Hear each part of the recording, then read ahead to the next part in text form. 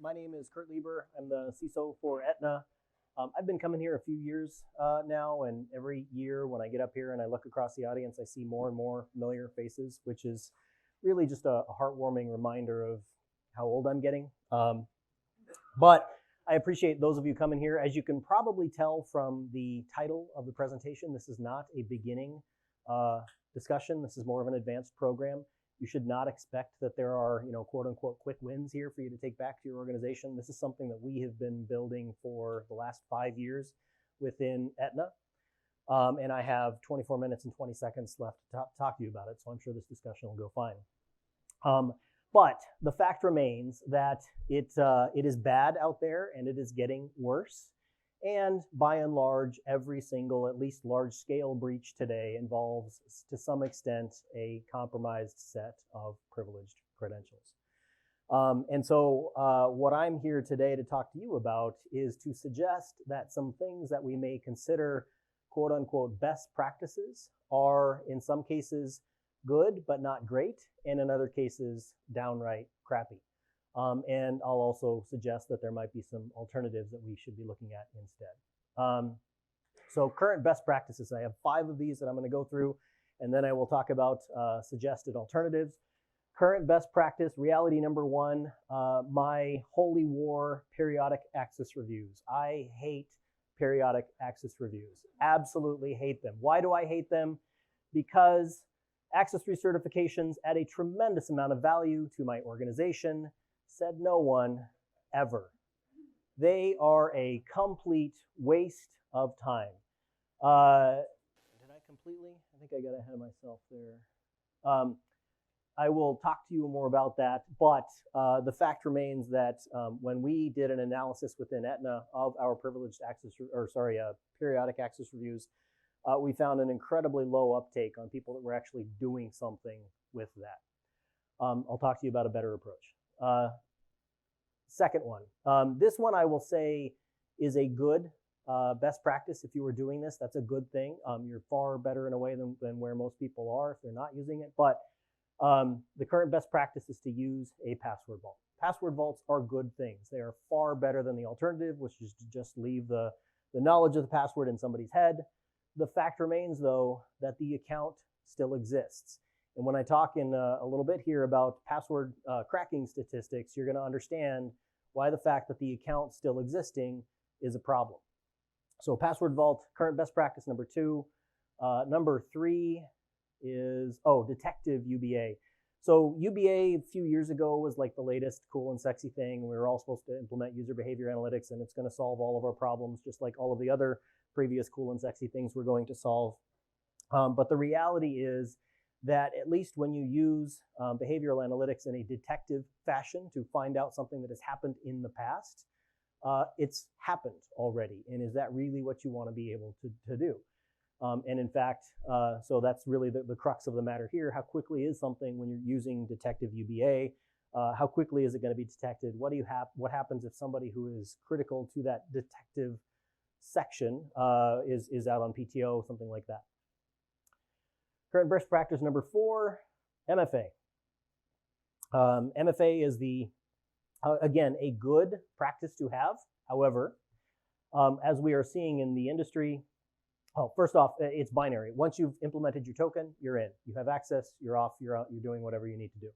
We're also seeing things like SIM hijacking, where people can intercept the SMS-based code. And tokens can certainly be lost or stolen. Stolen is particularly applicable for insider threats. By the way, I see all the phones. You're all welcome to take whatever pictures you want. If you would like a copy of the deck, you can also just email me. I'm happy to send you the whole thing. Current best practice number 5. Change your password every 90 days. This one is another one of my favorites. Every compliance person will tell you should do this. What every compliance person does not know or does not seem to realize is you get things like complex password number 1, complex password number 2, etc. You get repeatable patterns. And if you have any more than a few thousand users in your organization, I guarantee you have this password in your organization. Spring 2019 exclamation point. Or now that we're moving into summer 2019 exclamation point. Guarantee If you're an organization of any size, you have this password with at least one of your users and probably several more than one. So changing your password doesn't work because the users don't like it. They will look for the easiest and laziest way to bypass whatever policy you put in place. Okay. Oh yeah, and by the way, the entire Windows 8 character password space, including upper, lower, numbers, symbols, anything you want to throw at it, can be brute forced with a, we'll call it a Ferrari password cracking rig in under 2.5 hours. So just think about that. Never mind rainbow tables or things like that.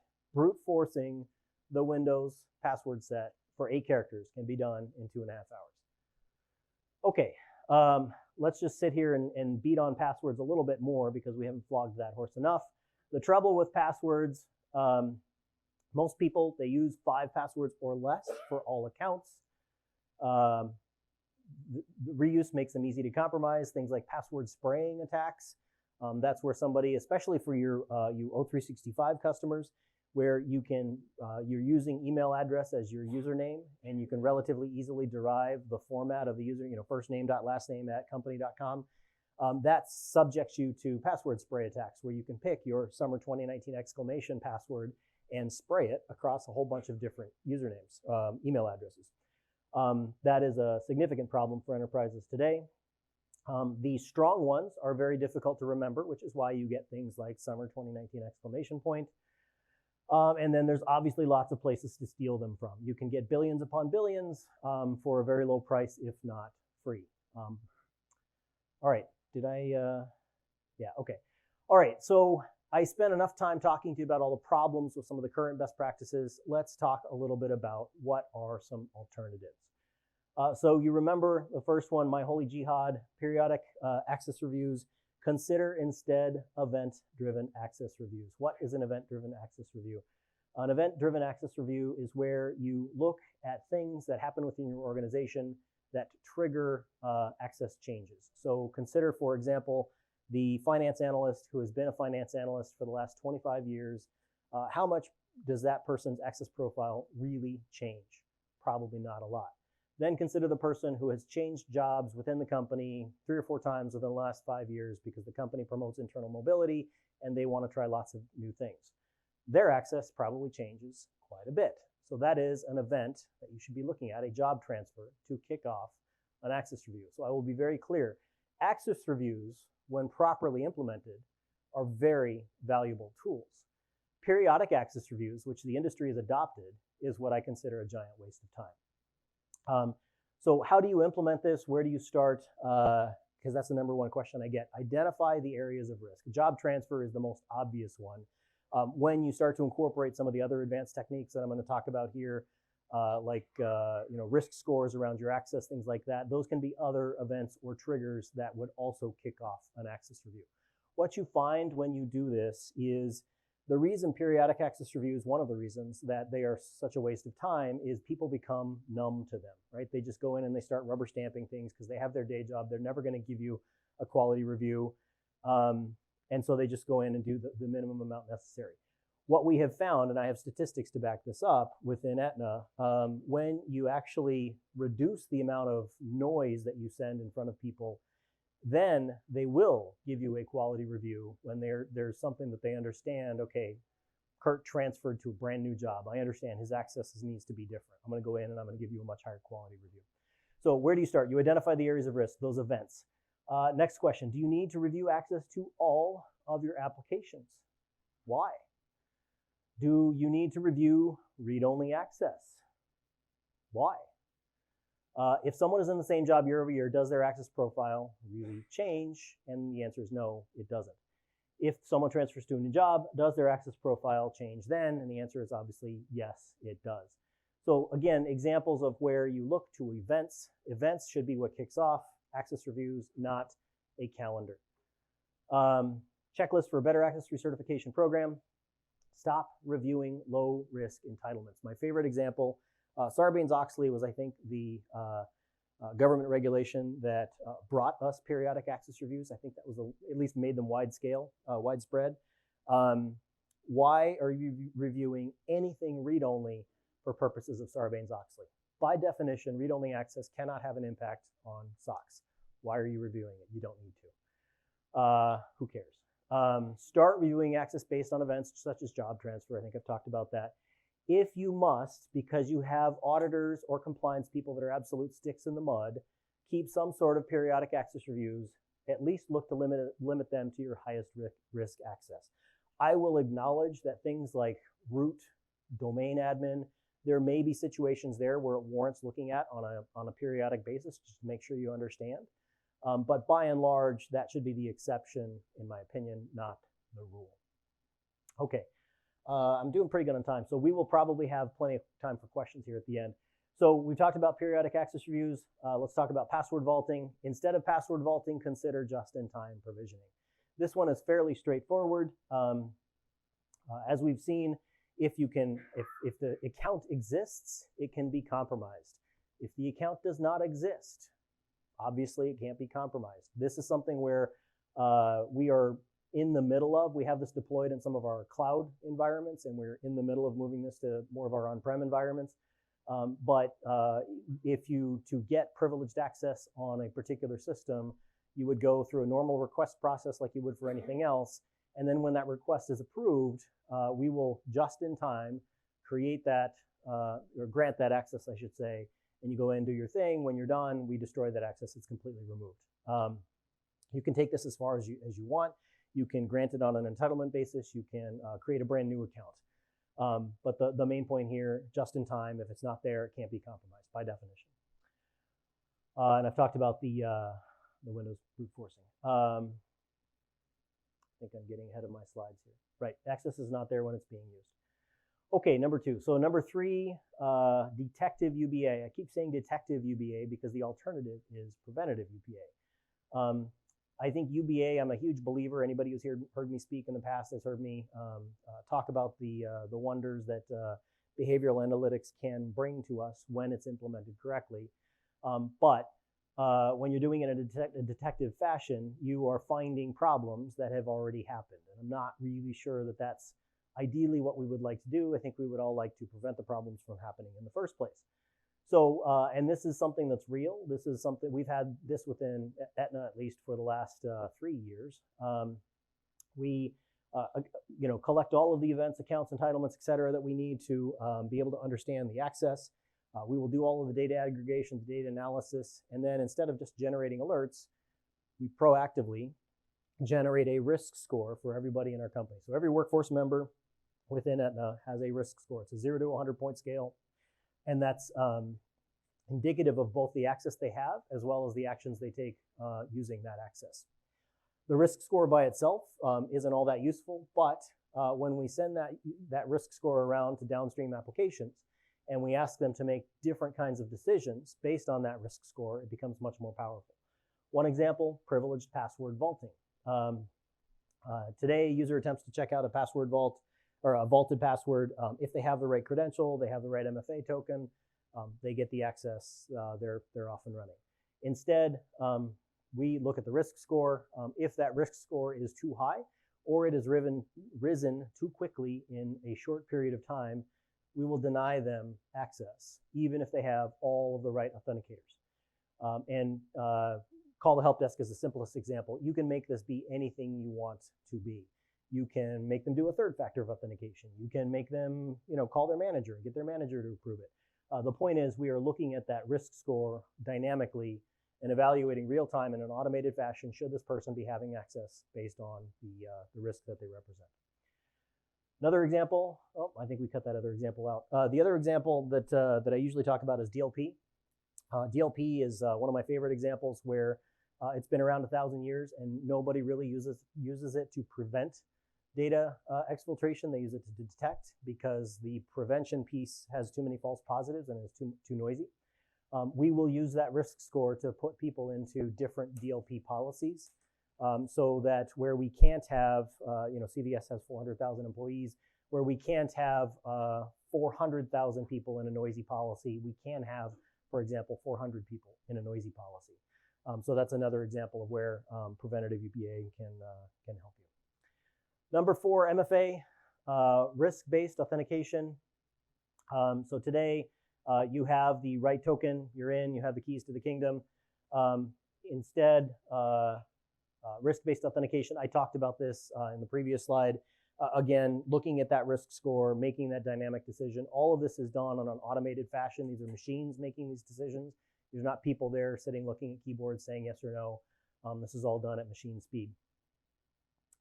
And yeah, getting rid of passwords is a good thing.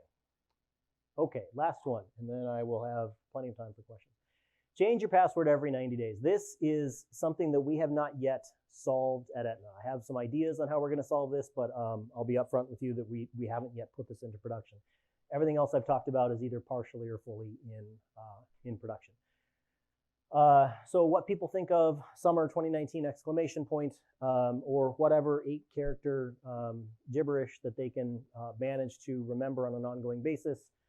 Instead, consider thinking about passphrases. If you're wondering what those icons represent, that would be an example of a passphrase. The quick brown fox jumped over the lazy dog. That by itself is probably a little bit too long, but when you take the first letter of each word, you get a longer, more complex password. Call it a passphrase, call it whatever you want.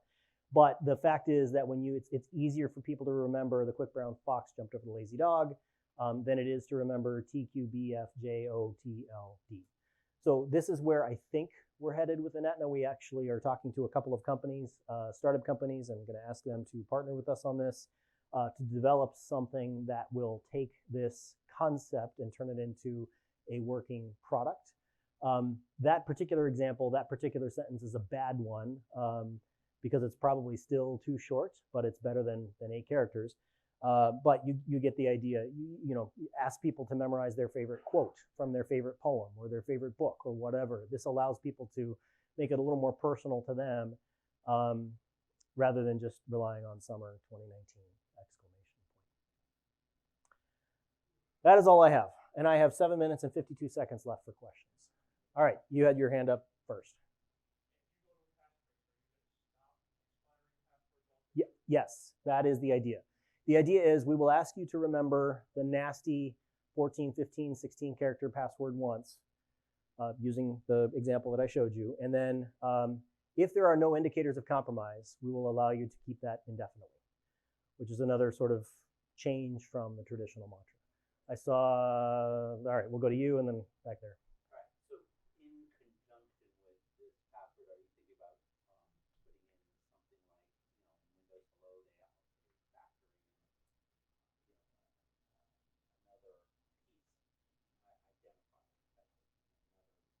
Like multi-factor authentication, or another assurance that they are who they are. Yeah. So, and I forgot to repeat the previous question. So the question is, are we considering adding additional methods of authentication? The answer is yes. That's the risk-based authentication that I talked about. So we look at all of the actions you take, everything you click on, emails you open, websites you go to, very big brotherish. We look at all of that, we aggregate it together, and it develops a baseline pattern of behavior for who you are. When the bad guys come in, you know, they're doing things that are highly unusual for your profile. That's going to jack up your risk score. Your risk score is going to change how we then allow you to authenticate to other systems. Yes, sir.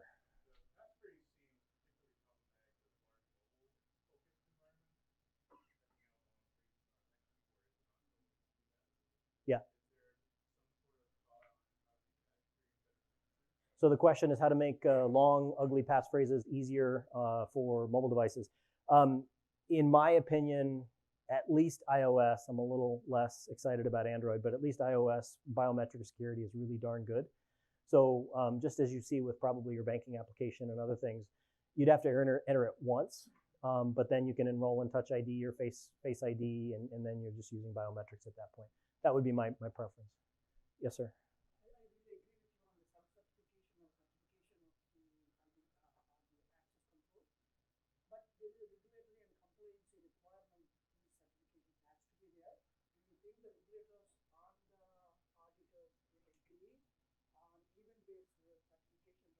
Right. So the question was, there's general agreement with the fact that periodic reviews are a waste of time. However, how do you sort of get your compliance people on board with that? I've gotten one set of external Sarbanes-Oxley auditors on board with Aetna. I'm going to go through that again. We have a different external auditor with CVS. My experience has been if you show them facts, then they can't argue the facts. And the facts will show, we showed them, we had revocation, percentage of access revocated, revoked with periodic reviews. And then we had it with event-driven reviews. And it was like 0.5% and then 12%. It's inarguable at that point. Yes, ma'am. So it's nice that you're looking to get away from passwords, but within passphrases, opening a new can of worms, that is like what happened in the evolution of passwords and reuse and such, that the user behavior is going to continue with passphrases. Is that not a possibility and a high likelihood of that? Sure. So the question is essentially, does passphrases really solve the problem, or does it just kick the can down the road a little bit? I think it kicks the can down the road a little bit, but the challenge is, especially for large organizations with a lot of legacy stuff, getting rid of passwords altogether, which is panacea, nirvana, that's not possible in the next 5 to 10 years. Passwords will not be gone in my professional career.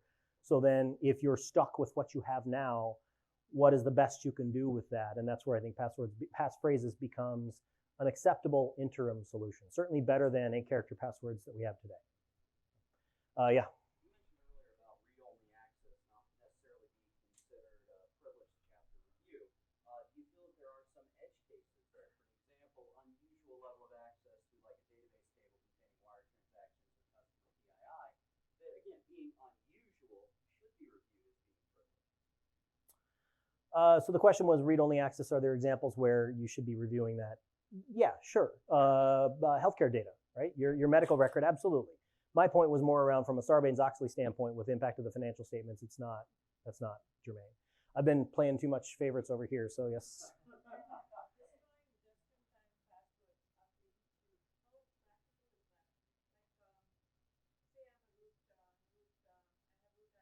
Mm-hmm.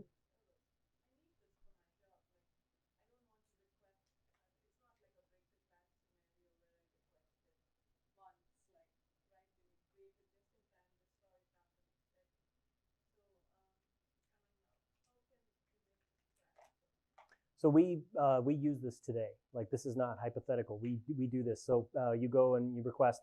So some of it's password vaulting. It's not just in time, but the vaulting experience is still the same. You go in once a day. You check out your password. We're not creating a new account in that case. We're just simply changing your password.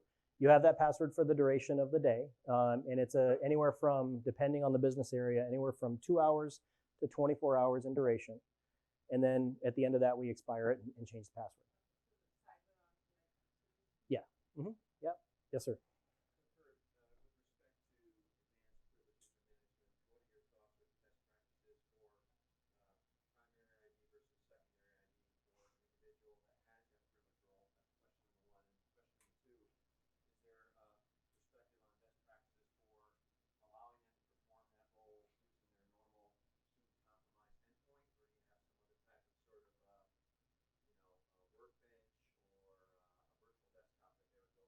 Yeah, I love that you actually think I can remember both of those. So I'll take a crack at the first one. First question was, should you separate your IDs, privileged versus non-privileged? The answer, in my opinion, is a resounding yes, you should. And principally because you should not allow any sort of web browsing from a privileged ID. We all know the number one attack vector is phishing. We all know that typically comes in through some sort of email attachment or something you click on the web that you shouldn't. So by bifurcating your, call it surfing account from your privileged account, you drastically reduce the risk associated with that. And then your other question, if I remember right, was essentially around then for the, call it privileged account, should you be sort of segmenting that off into a different sort of environment? Yeah. Yep. Yeah, I certainly like jump servers and making people go through jump servers. One, because it's easier to put in some additional controls around that sort of choke point. And two, it's easier to sort of segment off. And as you said, assume that their desktop's compromised, so put them on something else that you know isn't compromised. All right.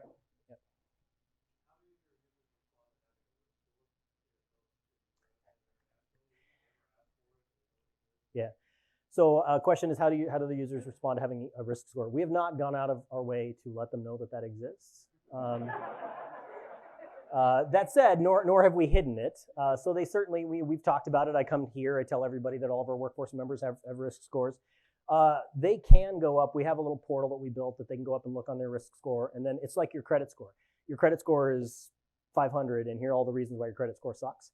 They're not specific reasons, but your balance is too high, you didn't pay your bills, same sort of thing there. The reason we don't go out of our way to tell them about it is it just gets, it's unnecessarily argumentative. This is not you, your as a person. This is your identity, and if there's all kinds of factors that play into it that people would, have concerns about. The international part of that question, happy to talk to you offline about that. That's a whole lengthier discussion. We have solved the GDPR problem, or at least our lawyers tell us we have. But yeah, lengthier discussion. I think I've got one more, and then I'm going to get the hook here. So you're the last question.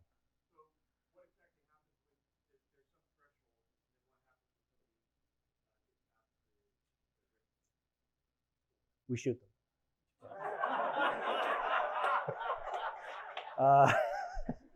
No. The question was, what happens when the risk score goes above a certain threshold? That's the nice part of the system, is you can make different decisions for different parts of your environment. So for the portal saying what's in stock, what's on the lunch menu for today, maybe you just don't care if their risk score is 100. For your accounting system, absolutely you care if it's over 50. So we simply pass that score to the downstream systems, and then they're able to stratify those based on their own risk, individual application risk profile, and make their own sort of business decisions at that point. In certain cases, yeah, I gave you the example earlier of denying them access to the password vault if their risk score was too high. Absolutely, yeah. All right, I will be around, folks. I think we're out of time. I know some of you want to get to cocktails, so if you have other questions, feel free to come up to me afterwards, but otherwise, thank you.